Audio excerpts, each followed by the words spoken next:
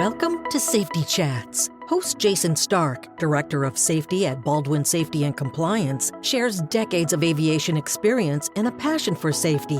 Let's get started with this week's Safety Chat. Hello, everybody. Welcome to another episode of the Baldwin Safety Chats, the podcast. This is where we talk about all things safety, safety management, things that just help us do our job just a little bit better as we lead our organization through safety management. Today is no exception. I kind of want to touch on safety performance monitoring and measurement again. You're all probably like, oh goodness, it's like beating a dead horse. It's such an important aspect of safety management because the data that we collect, the first step obviously is, collecting the right data.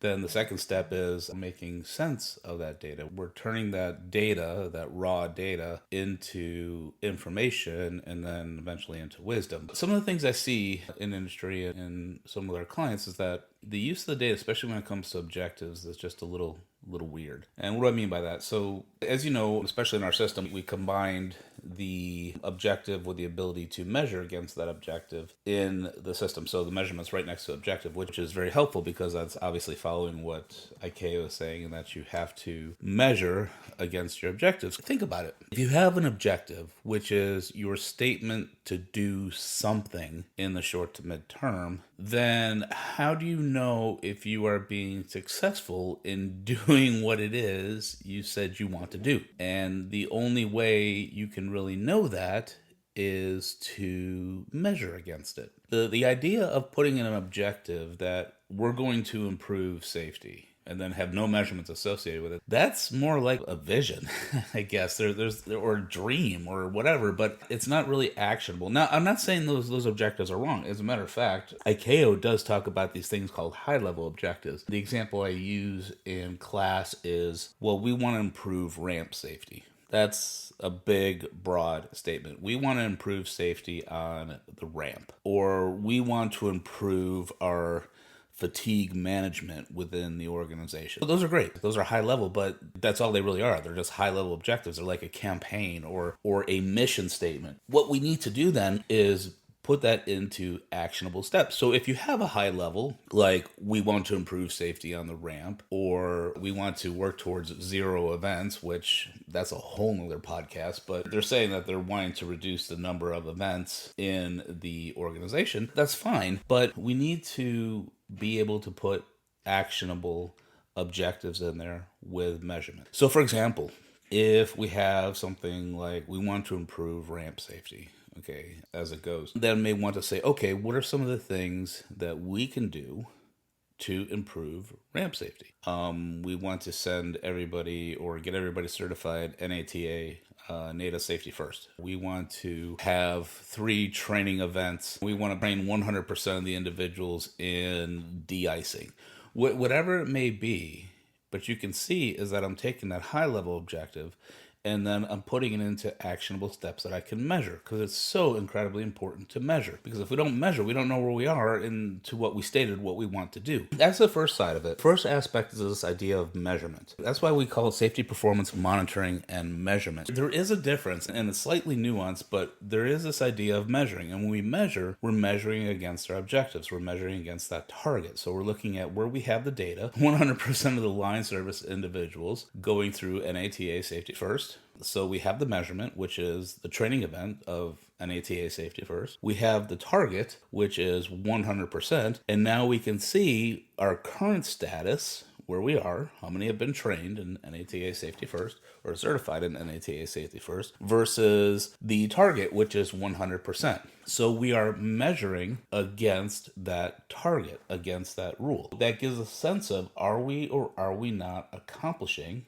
what we set out to do? So if you have objectives without measurement, I would go back and look at them and say, is this high level? Is this something that will improve safety in a certain area of the organization or in the organization altogether? And then ask, what are some of the actionable objectives that we can make out of this, that we can measure again? And then once you do that, you can put them in the portal. And the reason I'm saying this is because as far as the Baldwin system is concerned, this is the direction we're going. So we are encouraging our partners to develop objectives in which they create measurements. Now you'll notice too that if you go to the APE, one of the newer tools that we have, but you also receive points for having objectives with associated measurements versus just objectives without associated measurements. And why are we so bent over on this? And I think we go back to the beginning of the conversation. The beginning of the conversation is the fact if we have an objective or doing something and we're not measuring against that objective, then it's just more or less a dream. We don't know. It'd be like me saying, and I use this example a lot, so I don't know what you guys might be going through your mind or thinking of me, but if I want to lose 50 pounds, or if I just say I want to lose weight, and that's my objective, if I never stepped on the scale, or if I never did anything to measure, or didn't even get specific, as in this case, like, well, how much, then it's just a pipe dream. It's not something that is truly actionable. That's the measurement side, and I would really encourage all of you to go back and look, if you're a Baldwin client, in the portal, and look at the objectives. They're under the Safety Performance Monitoring tab, or Monitoring and Measurement tab, SPM tab. Take a look and see, do you have objectives that do not have measurements? Now, we get this a lot. Clients will ask, well, I don't want to put a measurement. Well, the question is, well, why not? I mean, you're saying you're going to do something. How do you know you're doing it or you're accomplishing what it is you want to say? But nonetheless, as we always are flexible, you can also, in the SPM module, you can put in an objective without a measurement, and then it just becomes a high-level, feel-good objective. And I'm not trying to be opinionated here, or well, maybe I'm being a little opinionated, but I'm not trying to be scolding here, but this is really important, especially when we look at part 5, when it talks about the safety assessment, where you're going to report to leadership to view the safety performance against your objectives. You're not going to know that unless you measure. And this is in part 5. And I really paraphrase that, so you can take a look at it too. I think it's 5.53 or 5.73, one of those. I don't have it open in front of me, but that's not the point.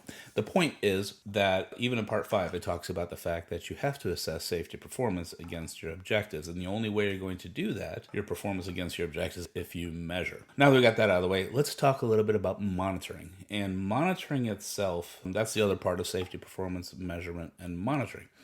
But monitoring itself is kind of actually a cool function. And I love it because it's the fact that you're watching how something is performing. And in the case of safety management system, you are monitoring the performance of the risk controls.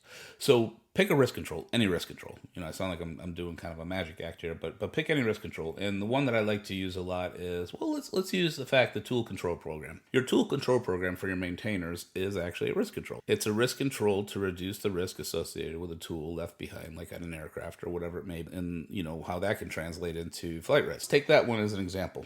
And so if you want to measure the effectiveness of that risk control, well, let's go back a second. Let's go back just a few steps here. Like I said, that risk control is meant with a tool left behind. So obviously, if the risk control wasn't in place, there would be a better chance of tools being left behind, or if FOD is part of that too, FOD being left behind or around the aircraft. If we want to monitor the performance of that risk control, what is one thing that we can measure? Obviously, and I just said measurement, so I don't want you to get confused there, but what is the one data point that we can monitor? And it can be tools left behind on an aircraft. If we wanted to monitor the performance of that risk control, we could sit there and look for reports of any tools that were found left behind on the aircraft. That would speak to how well that tool control program was actually working. And I use this example that's in the cockpit or even in your car. When you look at oil temperature, it's monitoring the oil temperature. It's monitoring the oil cooling system. If the oil cooling system is not working, your temperature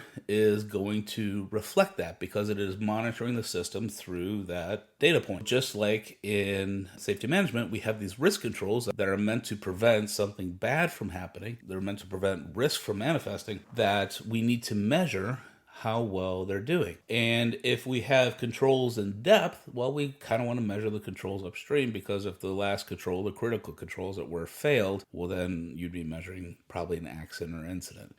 So we want to look at the fact that those controls are working. So that is the monitoring aspect of safety performance monitoring measurement. Going back to the Baldwin portal, if you go to the SPM tab, you'll notice that up top, like I said, you have your objectives, which I hope that you have measurements with. And then down below, you have your monitoring SPIs.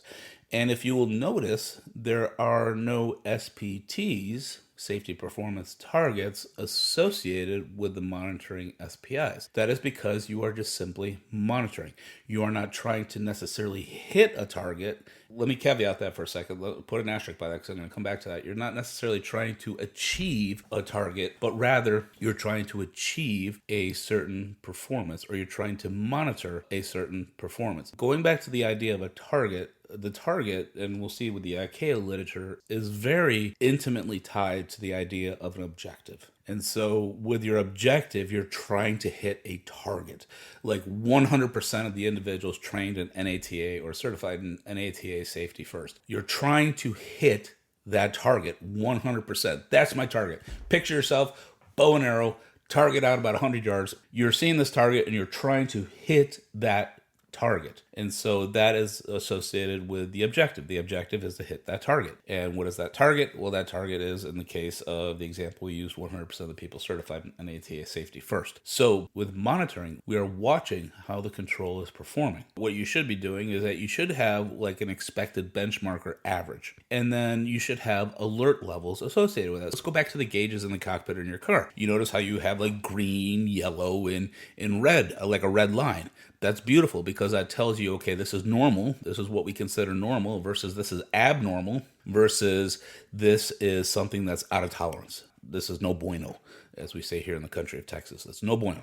It's not good. We got to do something about it. It's the same thing. What you're going to see coming in the portal in the near future is this idea of, okay, you're going to have like your green, which is like your benchmark or your expected average, and then you'll have your alert levels. And the alert level will let you know that, okay, well, I'm monitoring this risk control, but now all of a sudden, the data that is used to support monitoring that risk control, we have gone out of tolerance. So now we are 2 standard deviations, 3 standard deviations, and we won't even get into the standard deviation, but we are not where we want to be. And so then we are alerted, and that allows us to take action.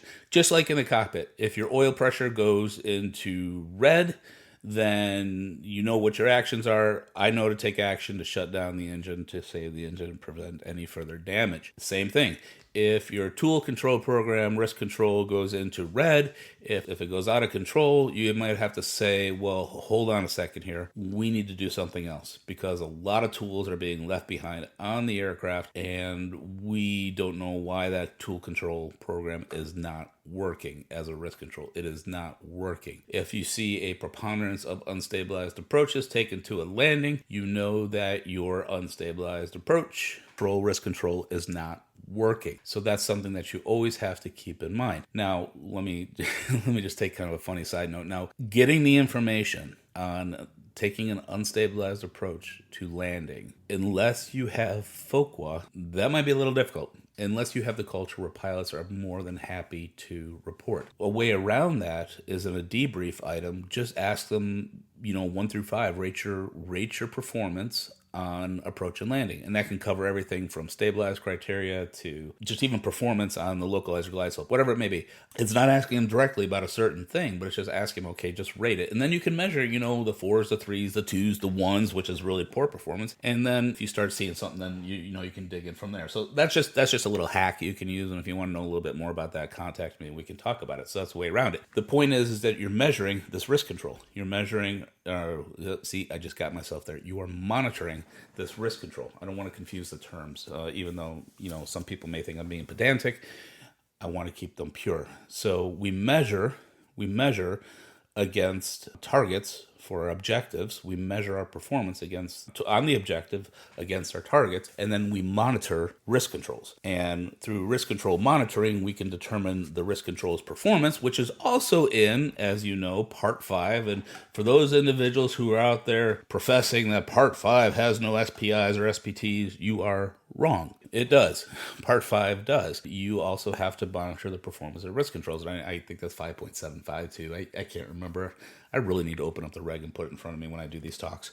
Check it out. The overall idea of this podcast was to let you know what Baldwin's doing with the Safety Performance Monitoring and Measurement Tool, the SPM, why we really push to have a measurements with objectives, which you should see coming in terms of monitoring the risk controls. So there you have it.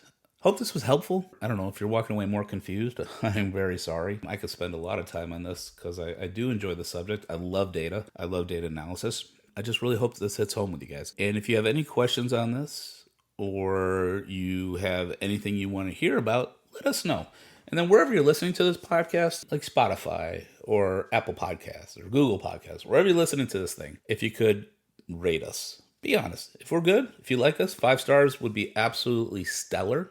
And I will thank you from the bottom of my heart. But if we are a 3-star or 2-star or 1-star podcast, let us know. And let us know how we can improve so that we can be of service to you. That's what we're here for. We're here to serve you so that we all can do our jobs better, so that we all can be better safety leaders. So with that, thank you all so much for what you do out there in making the system safer. And until the next podcast, stay safe. This podcast is brought to you by Baldwin Safety and Compliance, the leader in safety management for the transportation industry. Since 2004, Baldwin has been providing state-of-the-art solutions and 24/7 support to the aviation and transportation industries.